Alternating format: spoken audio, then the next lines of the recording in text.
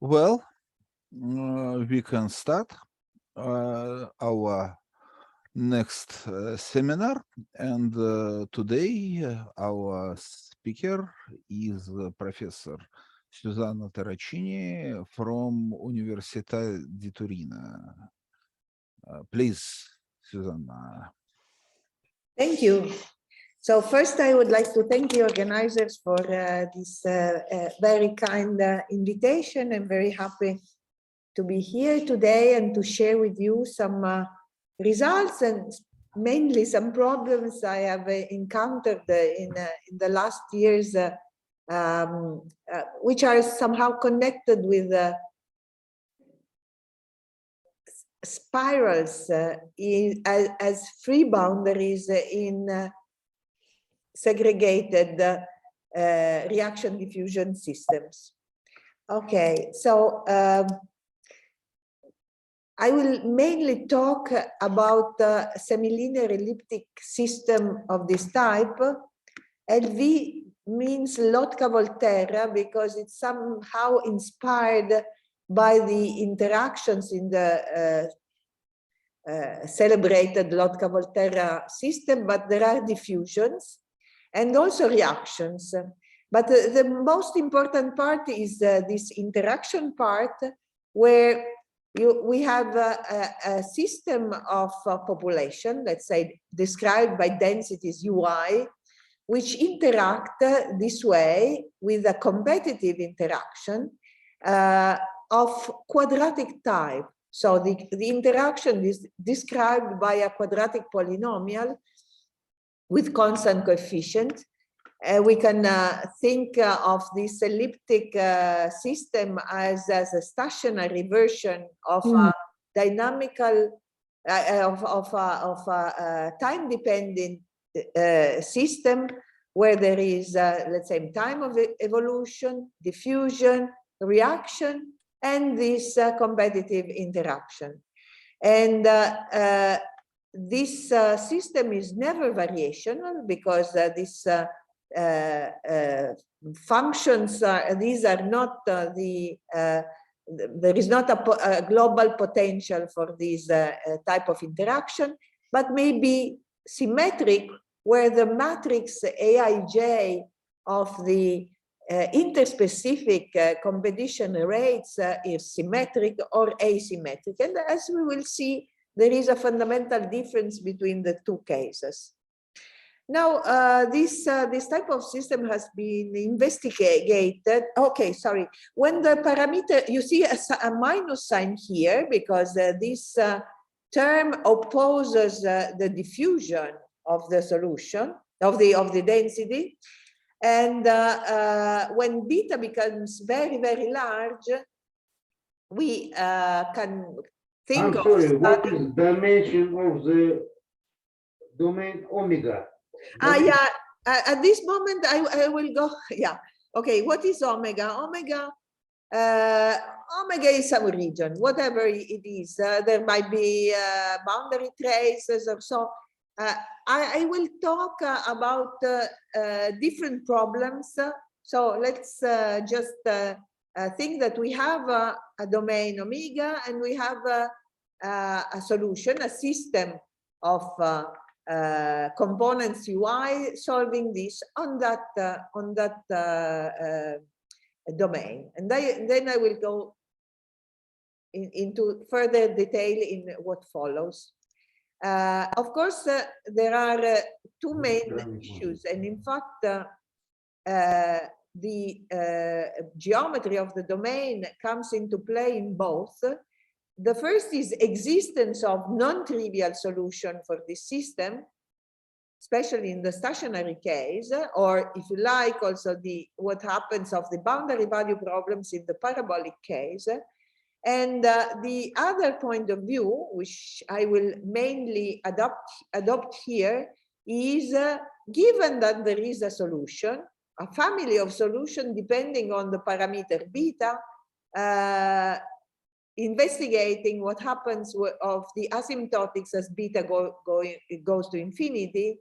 And this is called the segregation limit because in general, the components tend to segregate. This means that they occupy different region, disjoint region of the domain omega. The reaction, the shape of the reaction, the expression is crucial for existence. Is less relevant for the segregation.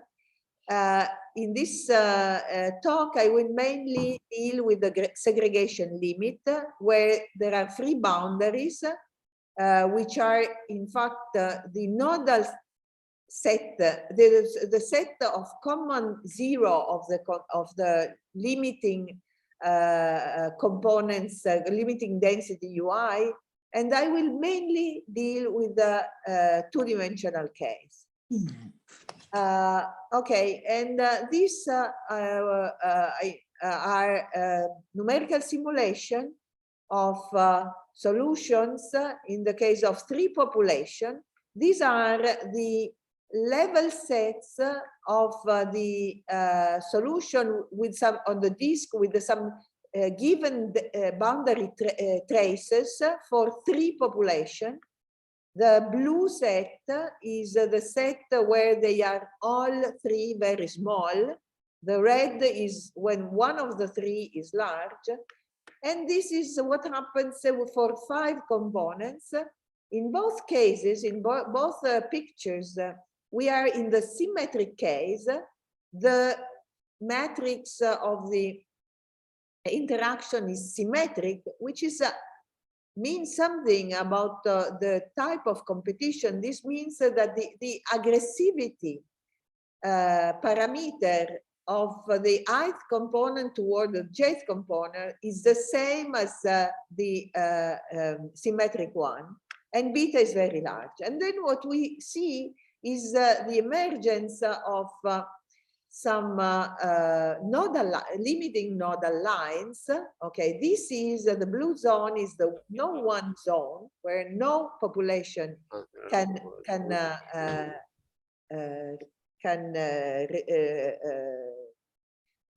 be non-zero, and we are interested in the geometric feature of such interface. And there is excuse me, Susanna, you when you say boundary conditions, you mean Dirichlet? Dirichlet, yes, I have given this is let's say these are the level lines of the boundary data for U1. These are the boundary data of the 3 components have disjoint support in this So drawing. they're separated at the boundary and then they separate in the domain. Correct, Mm-hmm. exactly. Thank you. Okay. Спросим, на плоскости находите, а прошу размер пространства. На плоскости или нет? Moment. Еще раз повтори, Юра, На невозможно. плоскости находимся или размер пространства ровно? Было написано 2 плоскости. Okay, thank you. Continue, please. Okay, please feel free to interrupt. Okay, now let's look at the easiest case, which is really very easy, of 2 components on the same domain. Here you have U1 and U2, and just forget for a moment of the reaction term, just think it is 0. And let's give separated boundary conditions. Phi1 and Phi2 are always have always a product 0. And then, well, this problem is a kind of elementary. One can just scale the variables. And scaling the variable, one can get rid of this coefficient A12 and A12, A21, and be find reduce to the case where they are equal. And then we have this system, and when we subtract the 2 components, we see that the difference is a harmonic function with a given boundary trace.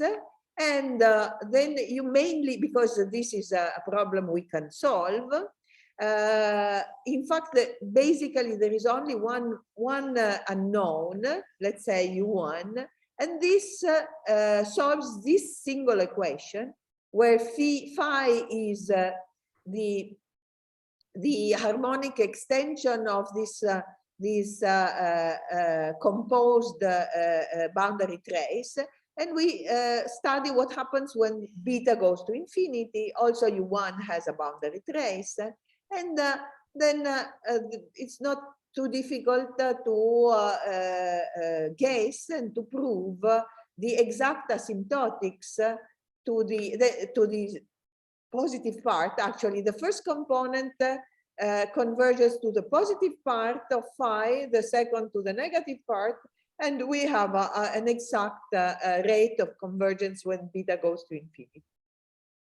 And in fact, there were earlier results by Dancer and Du, Dancer, Hilhorst, Mimur, and Pelletier.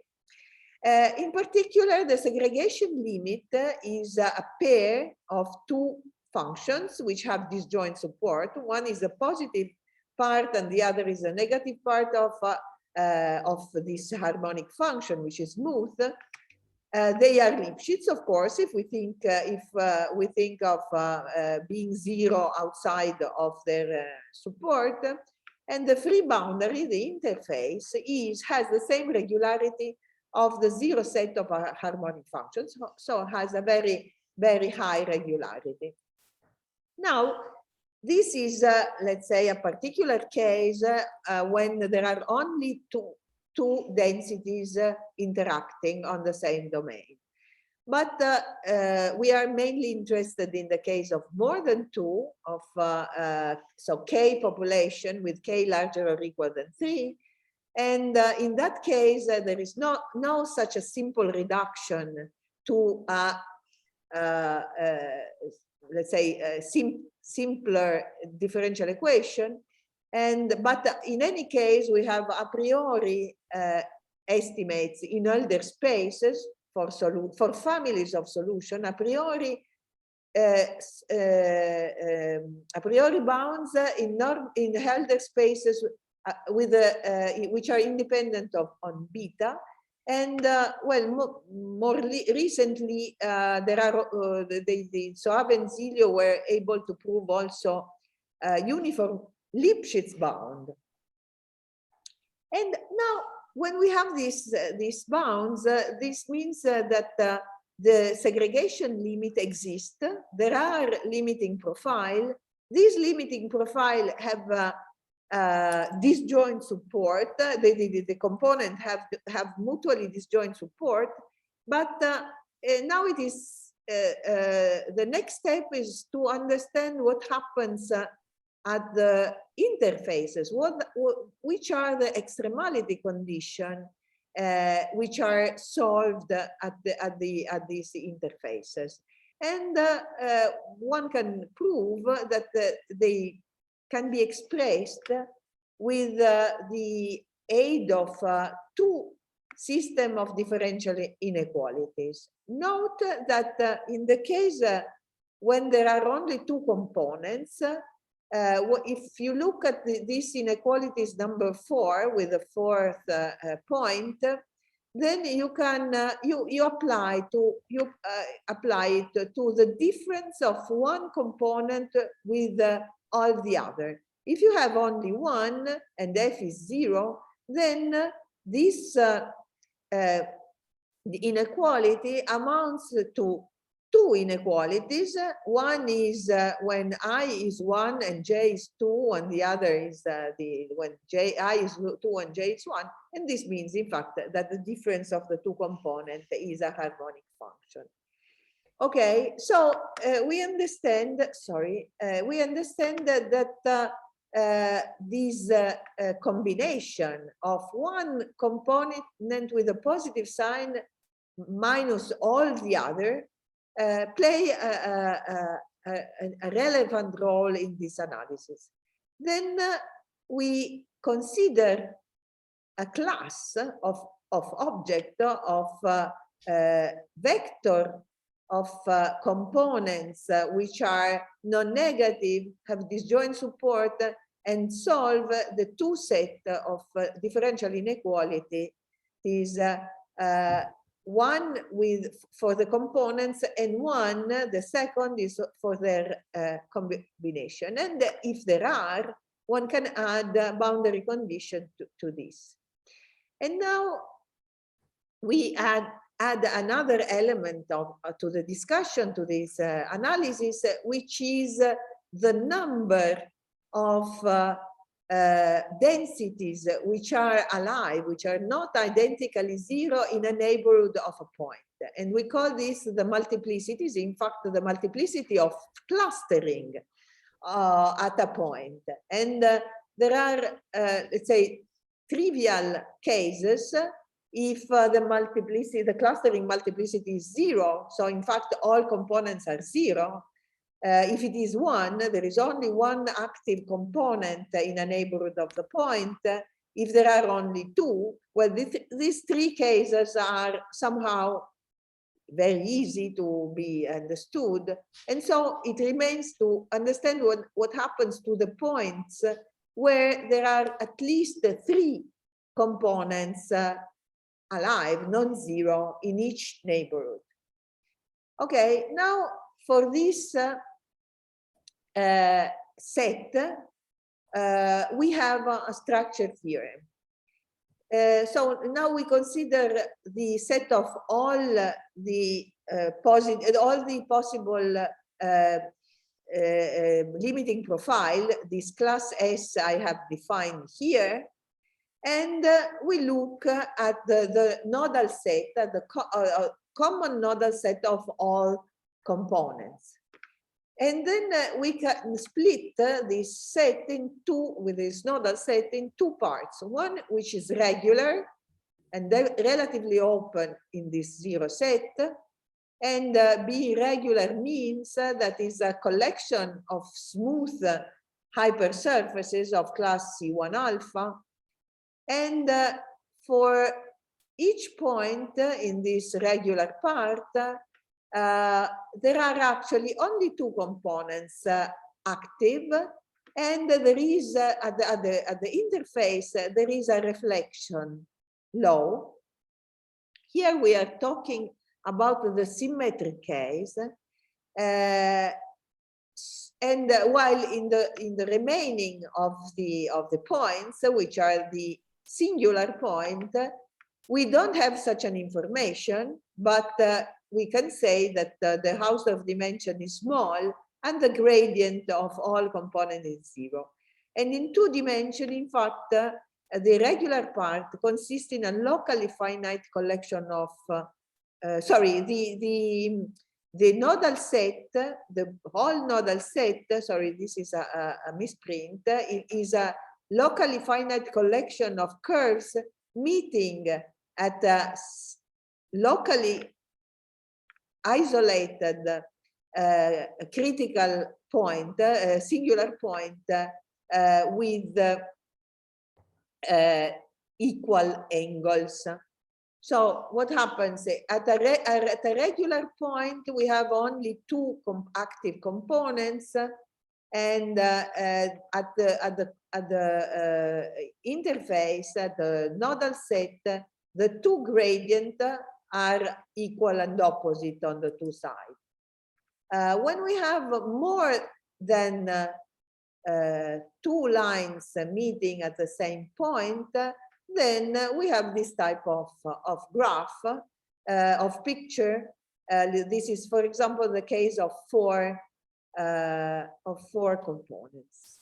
Now, what is a heuristic explanation of this fact is that when we have four components, let's say, we can alternate sign, and we take the first one with the plus sign, then we cross this interface, and we take the second with a minus, the third with a plus again, the fourth with a minus. And this combination solves some differential equation. We can think for the sake of simplicity, that the right-hand side is zero. So this is a kind of problem of removing singularities, okay? because if we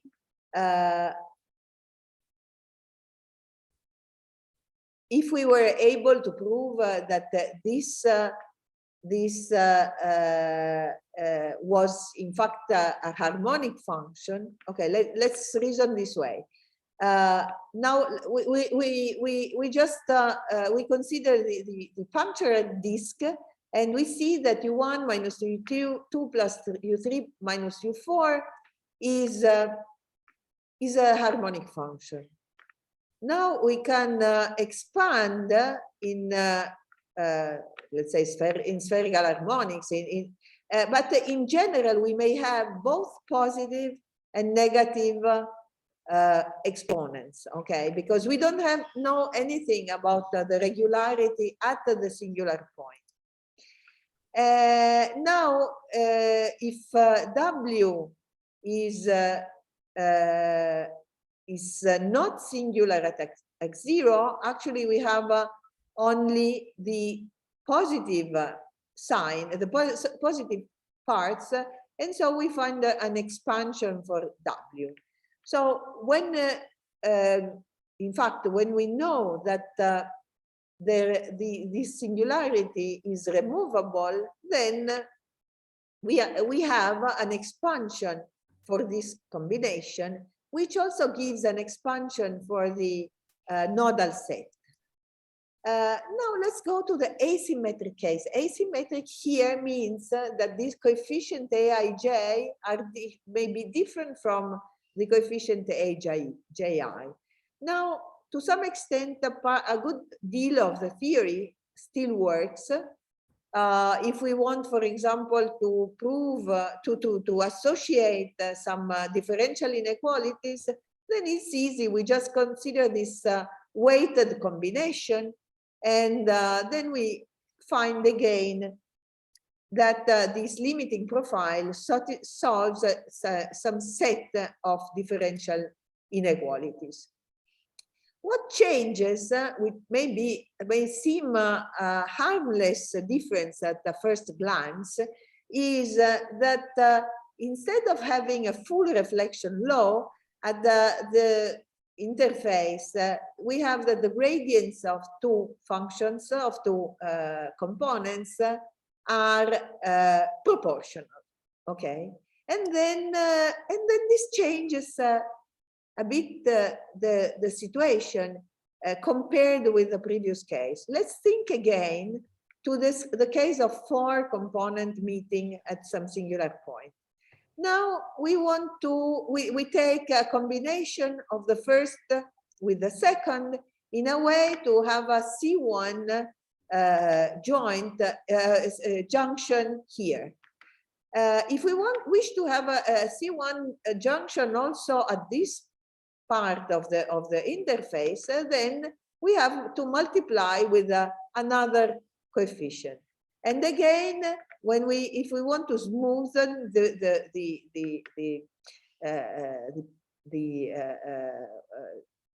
interface, the function at the interface between U3 and U4, and then we are back at the border between U4 and U1. But now we cannot, we don't have anything to play, any other ingredient to play. So what happens is now is that this combination solves the equation on the disk with this arc removed, and on this arc we have that the gradients on the two sides are proportional. Okay, now this is a free boundary problem. If we go from the disk into the upper half plane, then we see that this curve will become the boundary of some strip. This strip has always an horizontal width of 2 pi, and the function W vanishes at the boundary of this strip with gradients which are proportional in a corresponding set.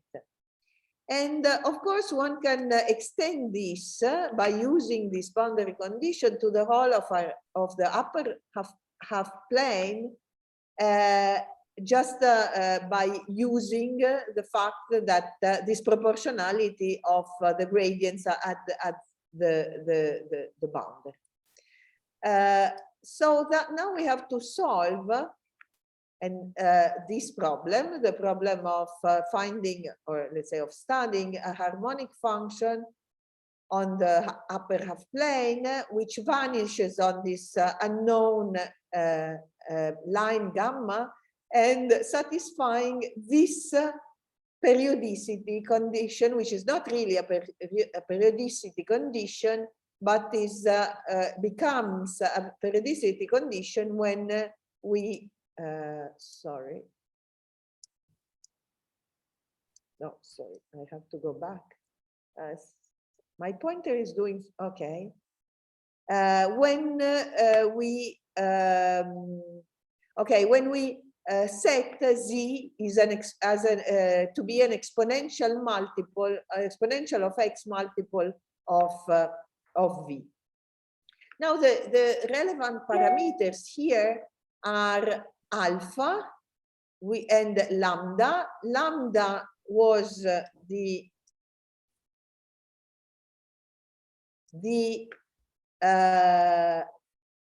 ratio of these quotients, and alpha is its logarithm divided by 2 pi. And now if we look at this equation on the upper half plane, and we separate variables, then we find a formal expression for V of this type. And again, what we wish to prove is that there are on these terms, this sum has only a finite number of negative k's.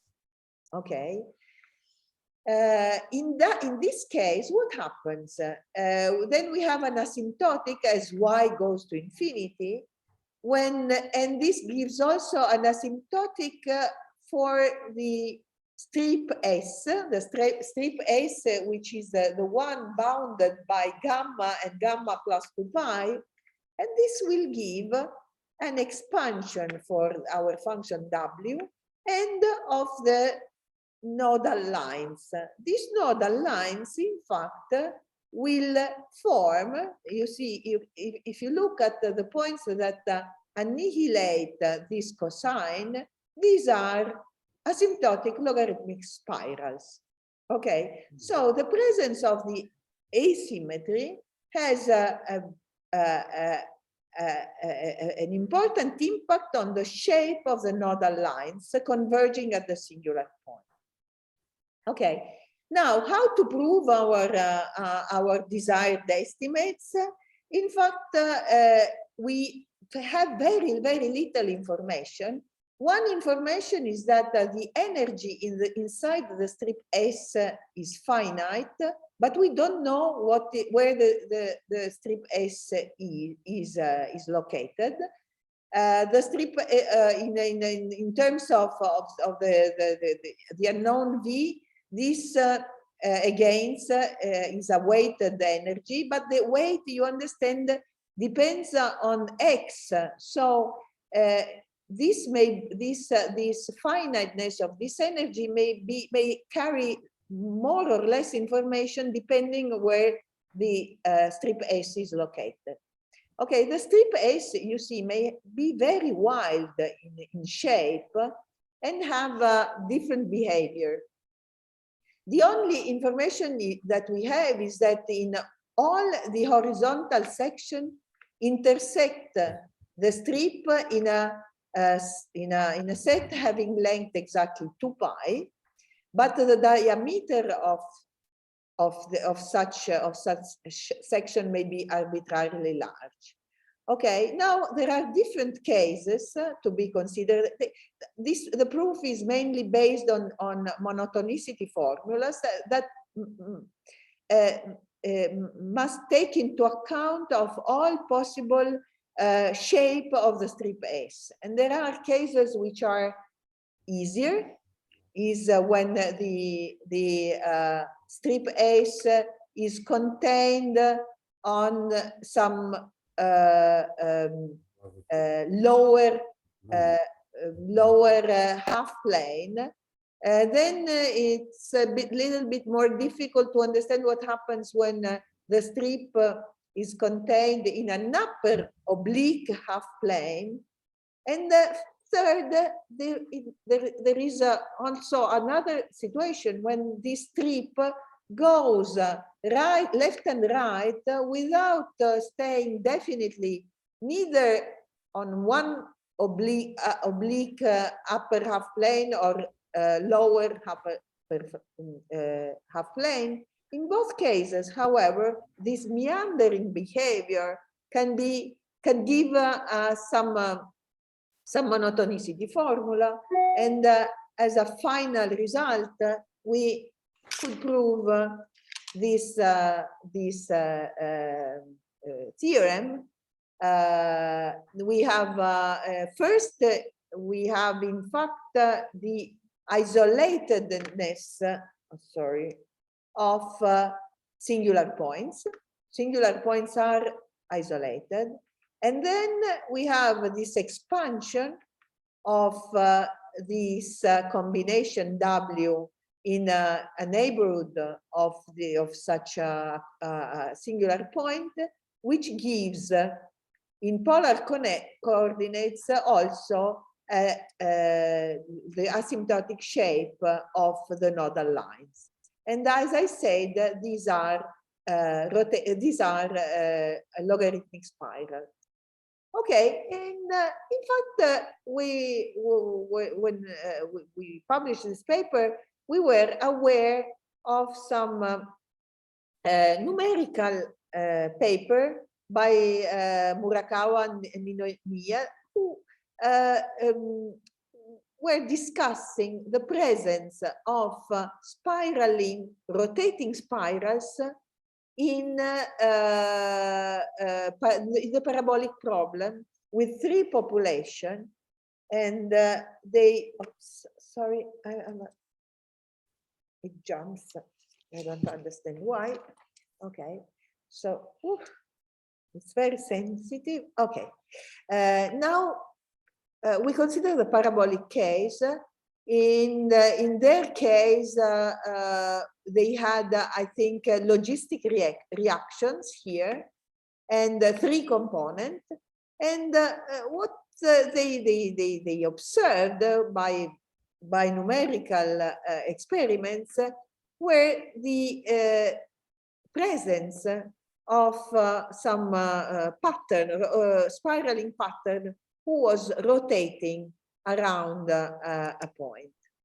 Well, how to treat the parabolic singular limit? Well, for example, we can again consider these the combinations that we have done before, the weighted combination with coefficients aij, j, and pass to the limit as the competition parameter beta goes to infinity.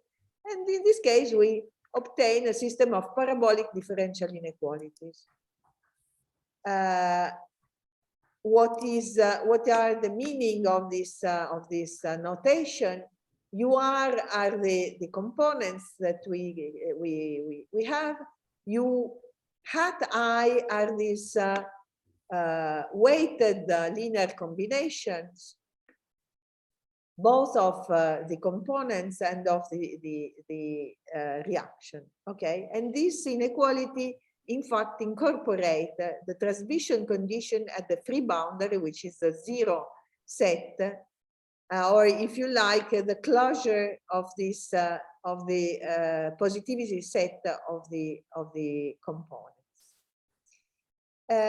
Okay, now we wish to find solutions which are spiral waves, in the sense that they solve the parabolic equation, the parabolic system but they are stationary in a uniformly rotating frame. So we fix a point at the origin, we change variables, and we look for solutions which are solution of a stationary problem where there is the derivative with respect to time is replaced by this, let's say, circular transport term, or if you like, a gyroscopic term. And now we wish to solve this system of equations and study the behavior when beta go to infinity. And if one avoids for a moment the existence problem and just let beta go to infinity, one obtains a system of differential inequality. For example, we can do this on the disk or in R2 in any domain which has which is symmetric by rotation. Okay, and now we have we can somehow embed this problem in the previous one, and we know that nodal lines of solution may meet with a spiraling behavior, and now we look, okay, we seek solution whose nodal set consists in smooth arcs emanating from the circle and spiraling towards zero, which is, in our desire, the unique singular point of the free boundary. Okay. So now we have actually two different parameters. We have the parameter omega, which is the angular speed, the rotation of the system. And then we also have the parameter lambda, which accounts for the asymmetry of the problem. And in fact, these two may agree in the sense that they make the system rotate the same direction or disagree. In fact, here again I tried to depict this situation with a numerical essay. And to simplify, now we are considering the problem of existence of such asymptotic profiles for given and special type of reaction. And we consider the case of linear reaction. And again, we will give traces on the boundary of the disk, which are already separated, and even a little more, and they are not, in some sense, non-degenerate. In general, now we cannot expect that for any choice of the boundary data, we have a unique singular point at the origin. We prove that this happens exactly for an explicit subset having codimension k-1 in the space of traces. Okay, what do I mean with this? We fix some given traces and we consider all possible multiples of them with independent multiples depending on the index I, and we also have the usual parameter of the asymmetry, and then we have this theorem. We take at least 3 components. We fix an admissible trace, and we assume that mu, which was the slope of the linear reaction, is not too large, is smaller than pi square. Then, yes. Then there exists exactly one vector of multiples which do not depend on mu and omega, such that this trace carries one rotating spiral with a unique singular point at 0. This rotating spiral is unique, and we have the expansion and also the expansion of the nodal lines. Okay, what is this? What is the meaning of this assumption? In fact, this is both a linear and nonlinear problem. It's linear because now each of the equation is linear. But the problem is a free boundary problem, and the interaction between the components is nonlinear. There might be resonances appearing. This is not possible, which prevent the solution to exist. These resonances cannot hold if mu is small enough. But the presence of such resonance is interesting in itself. Oh yeah, I'm sorry, I forgot to before talking about the resonances. In the previous theorem, if there is some symmetry, okay, if the problem is invariant under rotation of 2 pi over k, then this multiple comes with all equal components. As I said, in both cases, the nodal set is the union of k equidistributed logarithmic spiral. But be careful, because in this theorem there is no need of asymmetry. This theorem holds also in the symmetric case. Okay, so excuse me, Susanna, previous slide. I do not get. No. The next one. Okay. Formula 1. Exponent of 2 pi I. Yes, sorry. This is the rotation. This is a complex notation for the rotation of 2 pi over k. So great. But on the left-hand side, you have also I. I was lost. Thank you for pointing out. This is really an horrible notation. These are two different types. This one is the imaginary. Okay, this is complex I, and this is index. Yes, this is really unfortunate. But okay, thank you. Sorry. Thank you for pointing out.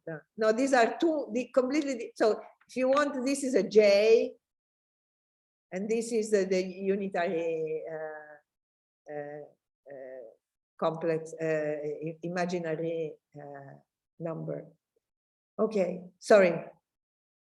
But let me go back to these resonances. These resonances appear, and when they appear, they give rise to rotating spirals also in the case of homogeneous boundary condition, also for Neumann or Robin boundary or Robert boundary condition, and even in the case of entire solutions. And as I said before, in fact, we were a bit surprised, because these resonances are also may also be connected with the existence of caloric functions which are rotating, and which nodal set is rotating, okay, has rotating arms. In this case, this nodal line will always meet with equal angles and without spiraling, because there is no asymmetry. And so it was a kind of surprise for us that this nodal configuration can be also the configuration, the nodal configuration of a caloric function. And in fact, these resonances appear in connection with resonances of parameters related to with the modified Bessel function. Okay, now let me show you. Now it's almost time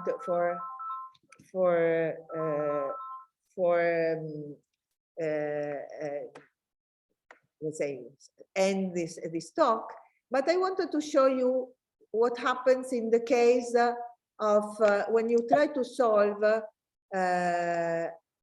when one tries to solve the parabolic. Okay, sorry.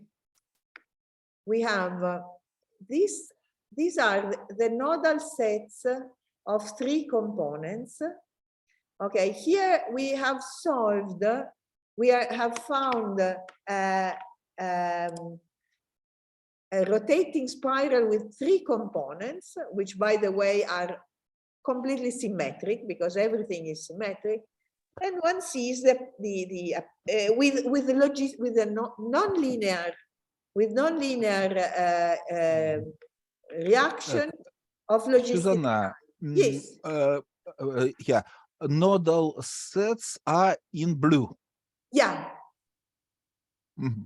So in red they are positive. Yeah, correct. Okay, so they are not complete 0, they are close to 0. Yeah? Oh yes, of course. Sorry, because of course we cannot really solve the parabolic problem for the asymptotic profile. The asymptotic profile have real 0. Otherwise, we solve the parabolic system with large interaction beta, with large parameter beta. And then we have, in fact, the maximum principle, because this is a completely irregular fact. So components can never be equal to 0, okay. but they are very close to 0 when beta is okay. Here beta was, I cannot remember, 50 or so. Okay, thank you. And what is nice is that these structures are these spiraling structures are actually very stable. Okay, this is a numerical solution of the parabolic problem, and you see the appearance of more than one spiral. These spirals are rotating, and they seems to be stable and to be related topologically each to the other by some degree or so. The first question is, it appears that the parabolic system, which is nonlinear, chooses some rotation, okay, for the spirals, and the angular speed is somehow self-adjusted by the system, okay, because you see that this if it was not so, they would not continue rotating in such a regular way. This symmetry is not enforced, is a natural problem of natural property of the solution. So by our experiments, we can let's say just observe the fact that these rotating spirals appear to exist and to be very stable for the case of 3 population, even when the asymmetry is very large. This somehow contradicts a principle which is called Gauss's exclusion principle which is a kind of folklore in the field of population dynamics, that says that if you have, let's say, from two population on a simple domain, then there is one which is even a little bit exceeding, prevailing on the other. This one will gain and will be the only one exhausting the domain. And these multiple rotating spirals, for example, we found patterns as the one I'm showing in this picture. You see that many spirals, which were, by the way, rotating all the same angular speed. In this case, be careful, because the yellow lines are the nodal one, and the red part are the one, or the big one are red, but the small one are yellow, the ones which are close to zero. Okay, so actually spiraling waves appear in the reaction diffusion system in completely different situation, and has been studied from the point of view of bifurcations, but never in this framework of nodal set and free boundaries. There are many open problems, so I hope someone will become interested and contribute. Many thanks. That's all I wanted to say. Okay. Well, please, questions or comments?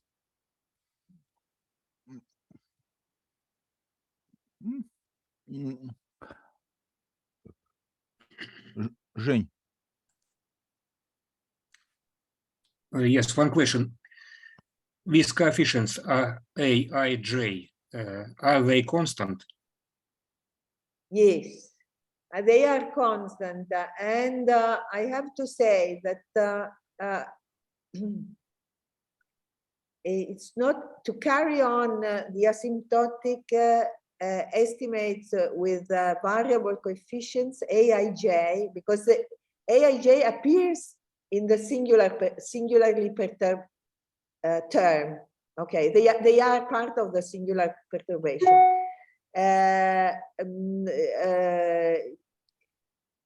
It's not easy to deal with the case of non-constant coefficient. Yes, thank you. For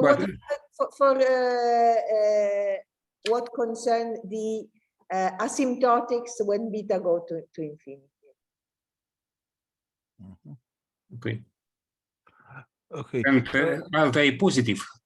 They are positive. Are they supposed to be positive? Yes. They are supposed to be positive, all positive. Oh, of course, and there are some papers also on the. You can think that this population aggregating kind of gangs. So they have, they are cooperating in some subset, and while they are competing where they belong to different subsets. This also can be done.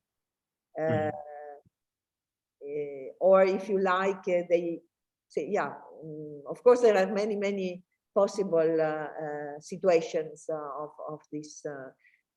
I was, in fact, they could even be vector valued and sign changing, and sign changing. Of course, this makes the problem, especially the asymptotic problems and the free boundary problem, much more difficult. Okay. Okay. I wish to ask also about the coefficients A, Ij. if some of them vanish, what happens? Do you know? They corresponding species do not separate. Yeah, in principle, they do not separate. Mhm. You could have you could have many different rules. And also you could have different scale phenomena, different phenomena arising at different scales because I see. I see.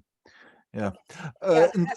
There are some results, for example, by Byong and Tanaka about the three population with different behavior and at different scales. And one question more. Could you show again what is the parameter mu? Okay, the parameter mu is parameter mu because in this existence theorem, the reactions. Okay, it's simply. And mu is just the slope of the linear reaction. Yeah. So in this problem, we have three parameters. We have omega, the angular speed, mu, which is the slope of the reaction, and alpha, which is accounts for the asymmetry of the interaction. Okay. Again, maybe show please also alpha. Okay, alpha was, I think, here. Okay.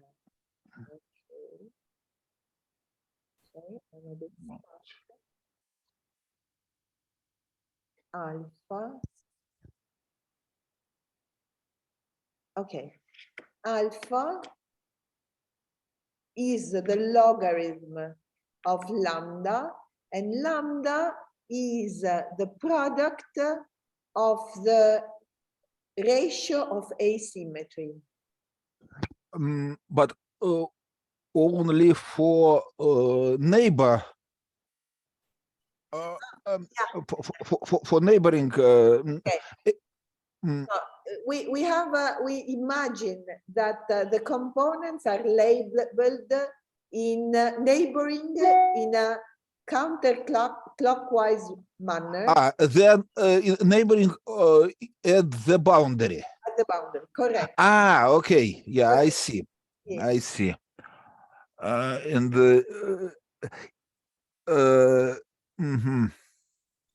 Yeah, and this means that in fact they are ordered also inside.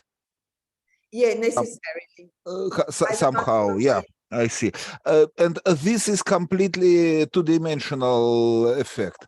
Yes, in fact, I think that a very nice problem would be to treat three-dimensional case and to prove that at least in some cases you have the singularity on a line.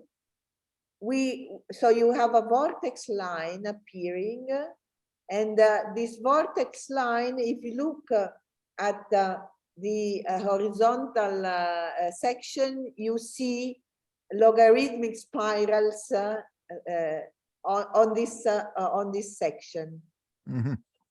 I see. Well, да, давай. Вот там классическая задача водки Латера, там были какие-то циклы, там лиса, зайцев, если много животных, если какие-то циклы вообще появляются циклы, там были циклы. Нет, но это же динамическая система, а здесь стационарная. Yeah, my colleague asks if you take a dynamic corresponding dynamical system, some cycles, limit cycles arise in this system, as in the original Lotka-Walter problem. Okay, so somehow these rotating spirals, because you see, this is an infinite dimensional dynamical system. Yeah. Okay, so these spiral waves, they are periodic solutions. Okay, so, and they seems to be rather stable periodic solutions. Mm-hmm. So I don't know, we don't have a theory to prove it. Apparently, they as they appear and they are stable when with respect to small perturbation, they could be themselves limit cycles somehow of the system. So the idea is that they are limit cycles themselves. Okay. I see. Well, please, more questions or comments?